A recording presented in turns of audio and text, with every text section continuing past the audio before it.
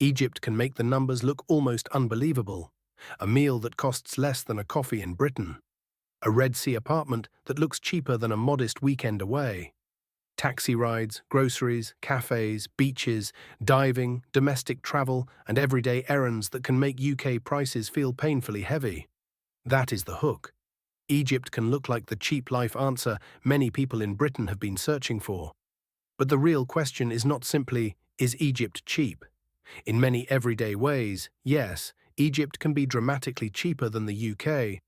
The sharper question is this: could Egypt be a genuinely smart long-stay or retirement choice once you add healthcare, visas, housing, heat, bureaucracy, exchange rates, family distance, and the need for a stable daily routine?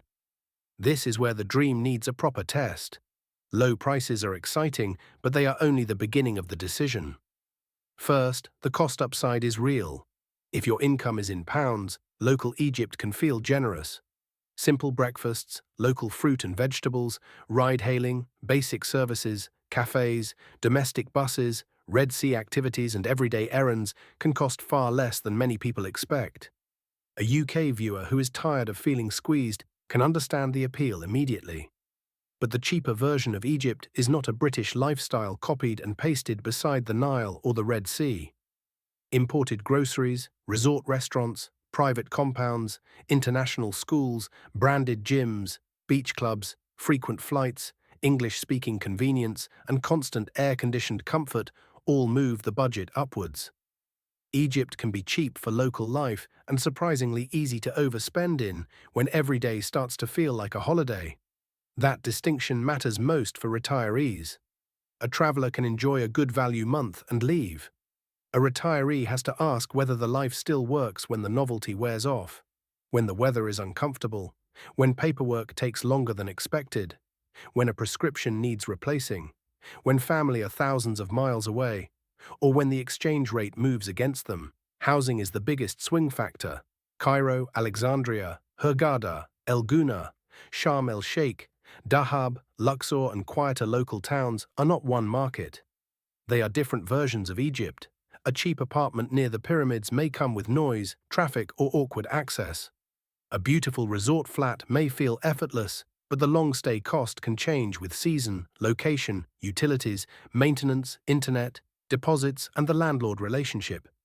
So the first serious rule is simple: never retire from a screenshot. Use short stays as research, not proof. Visit the building at night, test the lift, the water pressure, the internet, and the walk to shops. Try the route without a driver. Ask what happens when something breaks. Then ask the most boring, most important relocation question of all. How easy is it to leave if this is wrong? Healthcare deserves even more caution. A small medical incident may be far cheaper than someone expects, especially compared with private care in the UK or the United States. Retirement planning is different. If you have a chronic condition, regular medication, mobility needs, specialist monitoring, or a higher chance of emergency care, you need written insurance terms, understood exclusions, a pharmacy plan, and a realistic route to a suitable hospital. The NHS does not simply travel with you. A British passport does not create healthcare continuity abroad. Egypt may be workable for many people, but the medical plan has to be built before the move, not after the first scare. Then comes visa and residency reality. Long stays are not the same as permission to settle indefinitely. Entry rules, extensions, residency processes, and local interpretation can change. Some people manage extended stays comfortably. That does not mean every UK retiree can assume the same route will be available, affordable, or suitable. Check official Egyptian and UK guidance close to travel and get qualified advice before a major financial commitment. Money risk is quieter, but it can decide whether the plan survives. Sterling may stretch far in Egypt today. Exchange rates move, inflation moves, rents move, insurance premiums move, flights home move.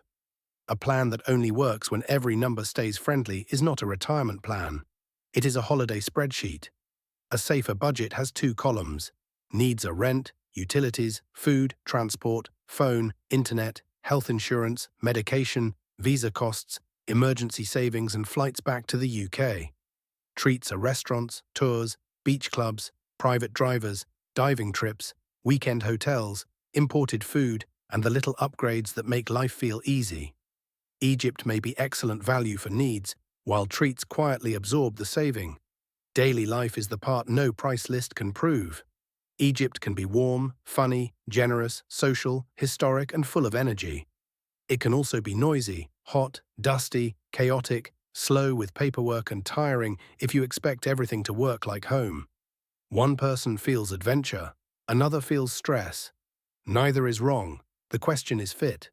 For a UK retiree, Egypt may suit someone flexible, sociable and curious, who can live with heat, negotiate uncertainty, build local contacts, and enjoy a place without needing it to behave like Britain. It may suit a seasonal lifestyle especially well. Winter warmth, lower daily costs, Red Sea air, a slower pace and a trial base that does not require burning every bridge at home. It may not suit someone who needs predictable bureaucracy, cool weather, easy walking everywhere, NHS-style reassurance, close family support, or a plan that works without local help. Those are not small preferences, they are quality of life foundations. So the better promise is not, look how cheap Egypt is. The better promise is, here is what Egypt can cost, here is why that is exciting, and here is how to test whether the life behind those prices is actually yours. Here is the HOLTO test.